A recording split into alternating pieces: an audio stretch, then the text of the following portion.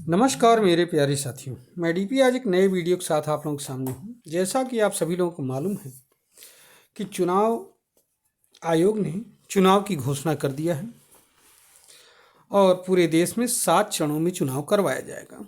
Result 4 जून को आएगा। 4 जून को 7 फेजेज में पूरे चुनाव होंगे और 4 जून को रिजल्ट आ जाएगा, ऐसा कहा गया है।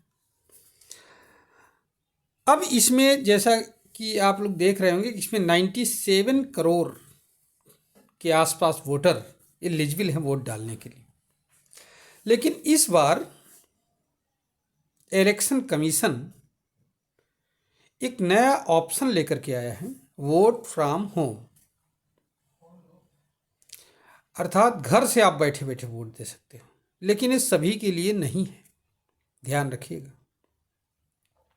आइए हम थोड़ा सा इसके विषय में जानते हैं और ये जानने की कोशिश करते हैं कि किसके लिए है और क्या नया किया जा सकता है, आदि आदि बातें। तो पहली बात तो ये जानिए कि वोट फ्रॉम होम ऑप्शन पहली बार बिहार इलेक्शन में अप्लाई किया गया था, लेकिन वहाँ पर विधानसभा के चुनाव में अप्लाई किया गया था और वहाँ पर कोविड को ध्यान में रखते हुए 80+ के वृद्धों के लिए लागू किया गया था, या जो गंभीर रूप से बीमार हो तो उसके लिए लागू किया गया था कि उनके घर में एक इलेक्शन कमीशन का ऑफिसर जाएगा, एक फॉर्म होगा, उसका नाम होगा 12B। पहले उन्हें भेजा जाएगा, फिर वो भरेंगे, फिर एक इलेक्शन कमीशन का अधिकारी जाएगा, उसको सीक्रेट बैलेट बॉक्स में डलवा करके ले आएगा और उसको चुनाव में काउंटिंग हो जाएगी उसकी।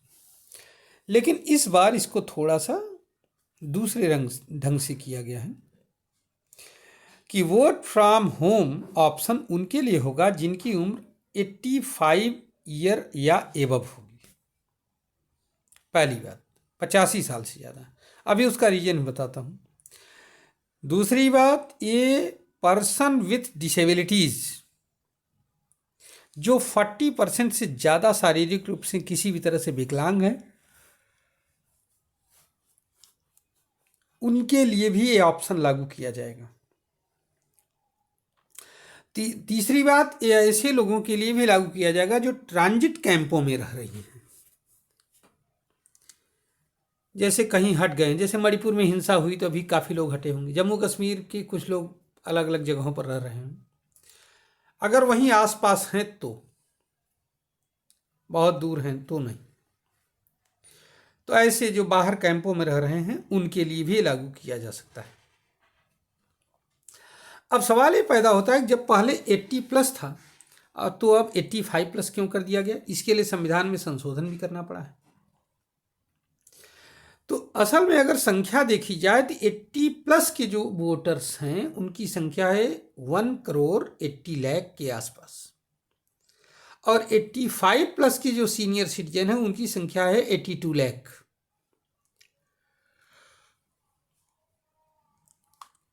तो इससे इलेक्शन कमीशन का 55% बर्डन कम हो गया।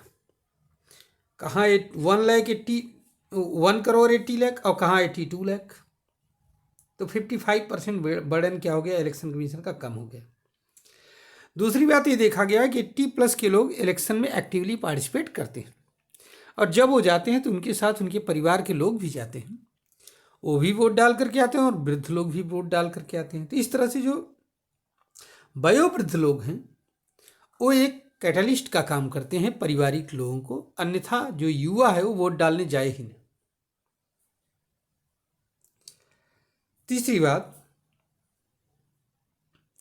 पर्सन विद डिसेबिलिटीज तो हमने बताई दी। अच्छा, एक बात और है, आप कुछ रोचक आंकड़े भी जानिए। जैसे मैंने बताया कि 85+ के सीनियर सिटीजन्स 82 लाख हैं। 100+ के कितने सीनियर सिटीजन्स हैं जो वोट डालने के लिए वोट डालेंगे? तो पूरे देश में 2,18,442 वोटर्स ऐसे हैं जिनकी उम्र 100 साल से ज़्यादा है, और इलेक्शन कमीशन उनको वोट डालने का प्रबंध कर रहा है। यही है वोट फ्रॉम होम ऑप्शन ऐसे ही लोगों के लिए। तो ये पूरा जो है सिस्टम है जिसके लिए वोट फ्रॉम होम ऑप्शन लागू होगा। एक ऑप्शन और लिया जाना था लेकिन वो नहीं लिया गया, इस बार नहीं हो पाया, रिमोट वोटिंग फॉर माइग्रेंट्स।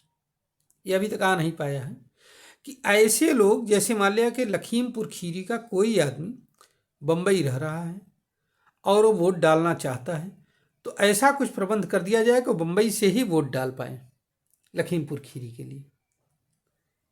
इससे फ़ायदा ये होगा कि वोटिंग परसेंटेज बढ़ेगा, वो अपने मताधिकार का प्रयोग भी कर पाएगा। समझ रहे हैं? लेकिन अभी लागू नहीं हो पाया है। अब जब ये लागू होता है तब देखना है कि इसका स्वरूप क्या होता है, लेकिन अभी फिलहाल नहीं लागू है। अभी वोट फ्रॉम होम ऑप्शन लागू है ऐसे व्यक्तियों के लिए जिनकी उम्र 85+ है, ये ध्यान रखिएगा, या फिजिकली डिसेबल्ड हैं, या किसी आसपास किसी ट्रांजिट कैंप में रह रहे हैं और वो आकर के वोट नहीं डाल सकते, उनके लिए डर का माहौल है वहाँ। ठीक है, तो आज का वीडियो बस इतना ही है।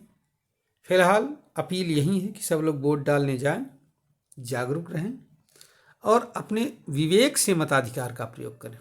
धन्यवाद, नमस्कार, जय हिंद, जय भारत, वंदे मातरम।